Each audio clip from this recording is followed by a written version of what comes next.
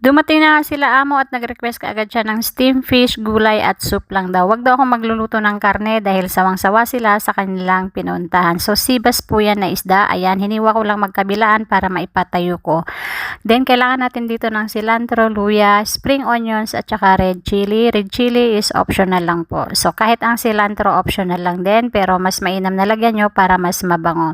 Saka natin ipat dry yung ating isda. Saka natin ihilera yung luya, spring onions at saka yung steam ng ating cilantro. Ayan. Lagyan din natin sa ibabaw ng luya. Ayan.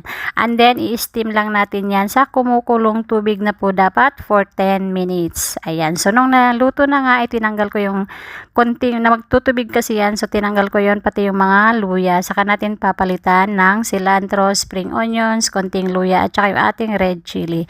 Saka ko nilagyan ng soy sauce at mainit na mantika. So, okay na po yan. Thank you sa inyong panonood. Sharing is caring.